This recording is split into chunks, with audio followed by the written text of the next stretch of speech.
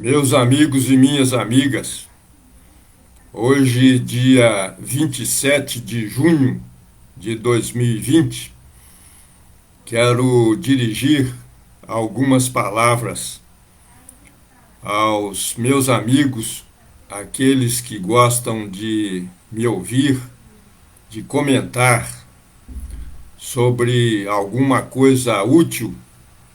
Então, eu quero lhes dizer com toda afeição que não vejo mais nada mais importante, nada mais útil para dizer às pessoas que pratiquem a quarentena. Eu e minha esposa Vera Lúcia estamos há praticamente 4 meses de quarentena. E eu acho que qualquer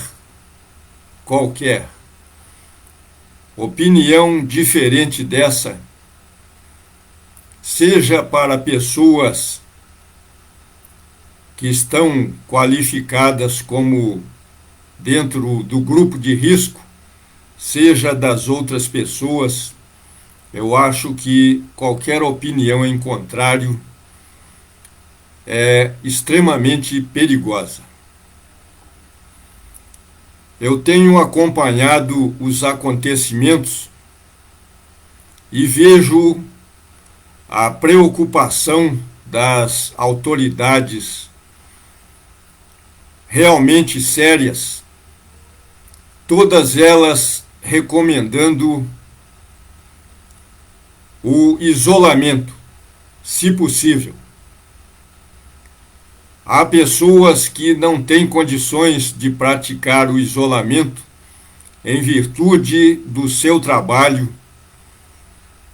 Então, eu acho que essas pessoas não têm a ver com o assunto que eu estou lhes dizendo neste momento. Um abraço ao Dr. Anderson.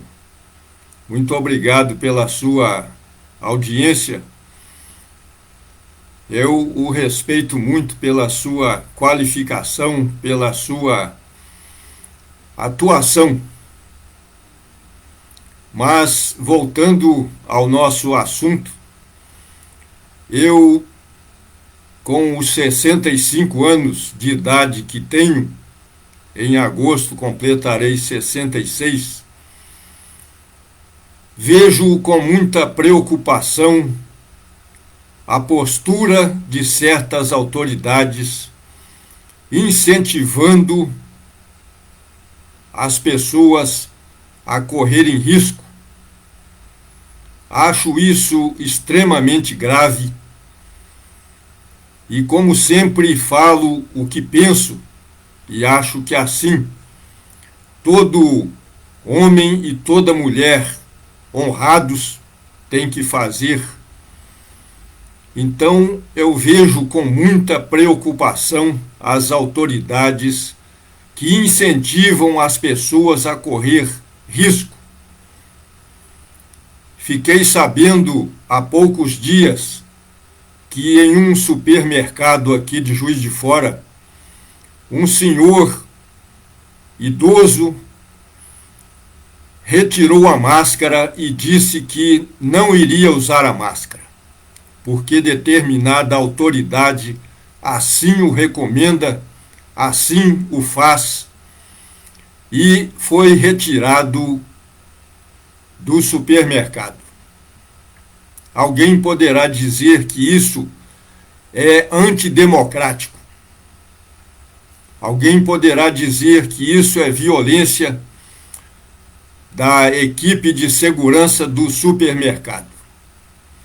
Mas eu acho que a gente tem que pensar não só na gente, como também pensar nos outros.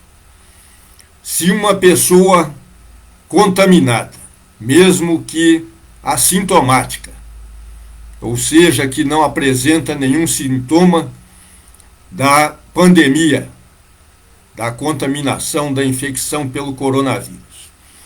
Essa pessoa, mesmo assintomática, pode ser uma transmissora. Eu vi há poucos dias uma mensagem de uma senhora de uns 40 e poucos anos, 50, dizendo que o caso dela é esse, que ela já tinha perdido o pai e que ela estava assintomática, mas funcionando como transmissora do coronavírus. É uma pessoa extremamente consciente que alertava as outras pessoas para essa situação. Isso, meus amigos e minhas amigas, é o que eu chamo de cidadania. A pessoa pensar não só em si, como também no seu dever de ajudar as outras pessoas. E é com base nisso que venho a público para lhes dizer algumas palavras de respeito à vida alheia. Eu e minha esposa cuidamos da nossa vida através da quarentena que estamos praticando há praticamente 4 meses. Mas nós nos sentimos no dever de falar para outras pessoas, porque inclusive um amigo meu, que foi meu colega de faculdade e de magistratura, veio a falecer em virtude do coronavírus tê-lo infectado. Então, meus amigos e minhas amigas, não é uma gripezinha, como se disse, não é uma situação tranquila, e sim uma pandemia, ou seja, uma doença que está presente no mundo inteiro. Eu vi uma estatística há poucos dias de que 73% dos municípios mineiros estão com a contaminação pelo coronavírus. E a gente vê o número de contaminados crescer a cada dia. Não chegamos ainda ao chamado pico. Não temos, muito obrigado, Dr. Anderson, pela sua consideração igualmente. Não temos ideia do que está acontecendo sequer no prédio onde moramos, ou no bairro, ou na cidade onde moramos. Existe realmente a subnotificação. Existe a superlotação dos hospitais. Eu vi uma estatística também de que no estado de São Paulo, mais de 10 mil profissionais da área de saúde estão contaminados. Então, meus amigos e minhas amigas, nada melhor para argumentar, o Dr. Anderson sabe disso, do que mostrar dados estatísticos. Apenas em Juiz de Fora contabilizou-se um número de mais de 60 pessoas que vieram a óbito pela contaminação pelo coronavírus. Esse é um dado de 2 ou 3 dias atrás. Dado oficial. A gente pode aumentar esse número, porque muita gente não avisa que está nessa situação, muitas famílias não comunicam.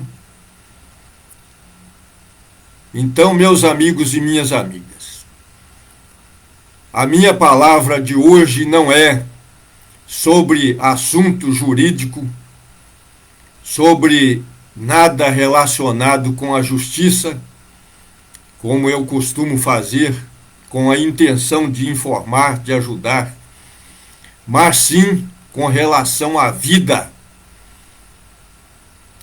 Eu acho que as autoridades, todas as autoridades, têm o dever de preservar a vida própria e daqueles a quem pode ajudar. Vou dizer aos meus amigos uma coisa que alguém pode dizer que é um risco, mas eu gosto de correr riscos quando se trata do bem público. Eu baixei uma portaria como juiz da primeira vara de família de Juiz de Fora, estabelecendo que os funcionários que estão no grupo de risco, e são vários, são a maioria, estão dispensados de comparecer à primeira vara de família de Juiz de Fora, Minas Gerais. Eu não olhei se há alguma portaria de autoridade superior, porque eu respondo pela vida daqueles que trabalham comigo. Eu não respondo por mais do que isso. Tenho a ideia de que, se eu agir de forma diferente, eu estarei traindo a minha consciência e o meu dever que a Constituição Federal me impõe de garantir a vida daqueles que trabalham comigo. Eu vejo com muita preocupação a situação dos advogados, do representante do Ministério Público que trabalha comigo, do pessoal do Sejusc, dos defensores públicos que trabalham comigo também, das partes, e vejo com seriedade mesmo, tanto é que nos processos todos da primeira vara de família de Juiz de Fora, Minas Gerais, que são quase 8.000 processos, eu vejo tudo de forma a preservar a vida, não expondo ninguém a risco, e os despachos, decisões e sentenças que tenho proferido são respeitando sempre, acima de tudo, a vida de cada um. Sei perfeitamente que muita gente não tem outra forma de sobreviver a não ser se expondo para ganhar o pão de cada dia. Mas é preciso cuidado, porque é preferível passar por uma restrição até na alimentação a correr o risco de perder a vida. Depois que vi o caso de vários amigos, vários conhecidos, passando por essa situação. Agora mesmo há um desses, pelo qual eu e minha esposa estamos em oração praticamente o dia inteiro. Nós pensamos com muita preocupação na exposição que muita gente está praticando aqui mesmo, no prédio próximo ao nosso. Há um grupo de pessoas festejando, comemorando, e a gente pensa que Deus os proteja, porque dali pode sair alguém contaminado, ou até mais de um. Nós sabemos de famílias inteiras, de pessoas que se contaminaram. sem citar nomes, mas há casos de famílias inteiras que adoeceram e, infelizmente, pelo menos um perdeu a vida e deixou a família, nesse caso que eu estou pensando agora, deixou a família ao desamparo absoluto. Não acho que seja a hora de festividades, de reunir os parentes, os amigos.